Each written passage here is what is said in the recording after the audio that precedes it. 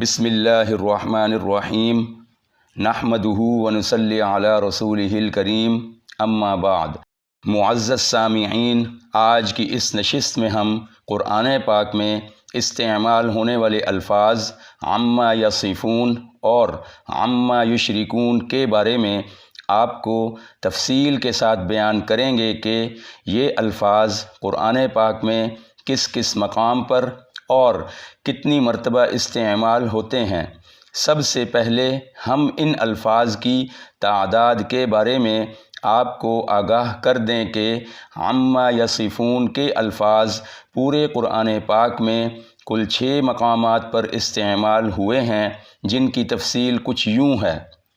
سبحانہ و تعالی کے ساتھ عما یصفون کے الفاظ پورے قرآن پاک میں صرف ایک مقام پر استعمال ہوئے ہیں، سورۃ الانعام کی آیت نمبر 100،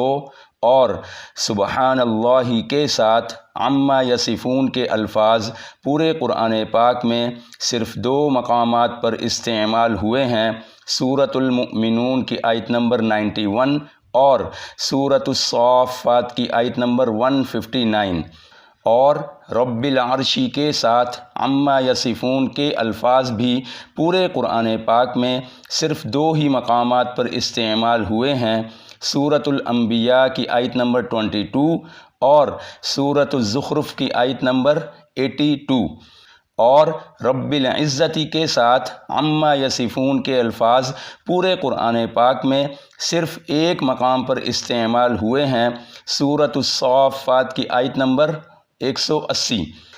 اب ہم بات کریں گے عما یشرکون کی، تو یہ الفاظ پورے قرآن پاک میں کل 12 مقامات پر استعمال ہوئے ہیں۔ سبحانہ کے ساتھ عما یشرکون کے الفاظ پورے قرآن پاک میں صرف ایک مقام پر استعمال ہوئے ہیں، سورۃ التوبہ کی آیت نمبر 31۔ اور سبحانہ و تعالی کے ساتھ عما یشرکون کے الفاظ پورے قرآن پاک میں صرف 4 مقامات پر استعمال ہوئے ہیں، سورۃ یونس کی آیت نمبر 18، سورۃ النحل کی آیت نمبر 1، سورۃ الروم کی آیت نمبر 40 اور سورۃ الزمر کی آیت نمبر 67۔ اور سبحان اللہ و تعالی کے ساتھ عما یشرکون کے الفاظ پورے قرآن پاک میں صرف ایک مقام پر استعمال ہوئے ہیں، سورۃ القصص کی آیت نمبر 68۔ اور سبحان اللہ کے ساتھ عما یشرکون کے الفاظ پورے قرآن پاک میں صرف 2 مقامات پر استعمال ہوئے ہیں، سورۃ الطور کی آیت نمبر 43 اور سورۃ الحشر کی آیت نمبر 23۔ اور فتعالی اللہ کے ساتھ عما یشرکون کے الفاظ پورے قرآن پاک میں صرف ایک مقام پر استعمال ہوئے ہیں، سورۃ الاعراف کی آیت نمبر 190۔ اور تعالی اللہ کے ساتھ عما یشرکون کے الفاظ بھی پورے قرآن پاک میں صرف ایک ہی مقام پر استعمال ہوئے ہیں، سورۃ النمل کی آیت نمبر 63۔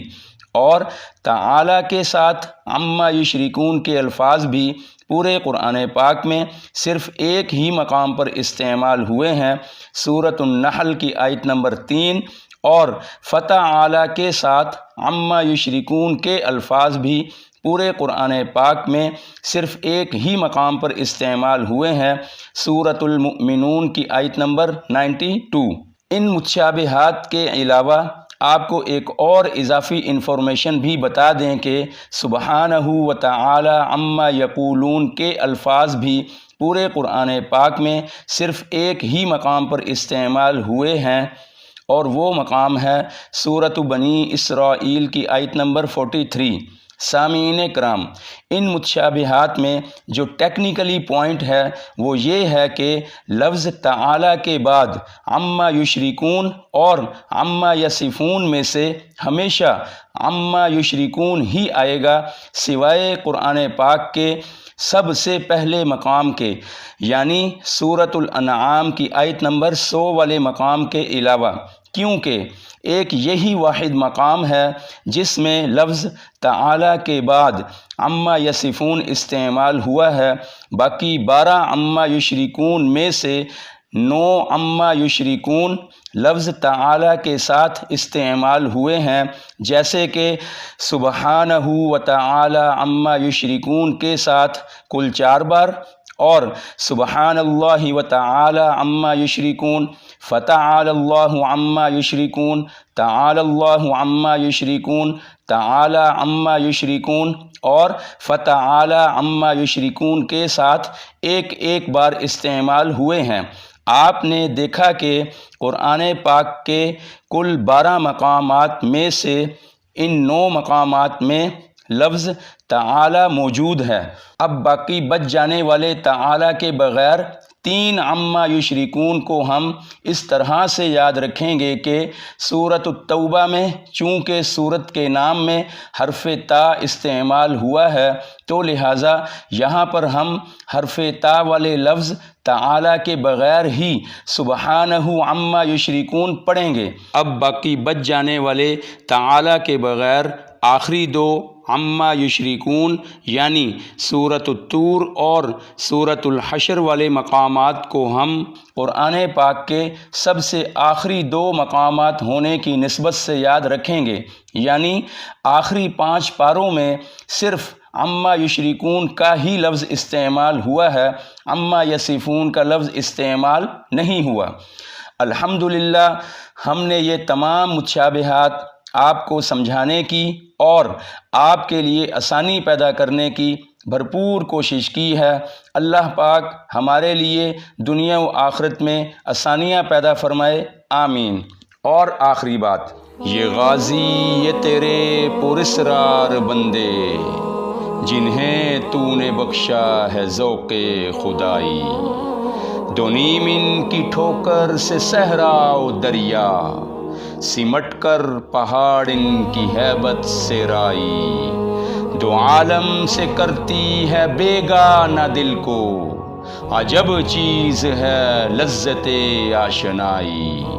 شہادت ہے مطلوب و مقصود مومن، نہ مال غنیمت نہ کشور کشائی، وآخر دعوانا ان الحمد للہ رب العالمین۔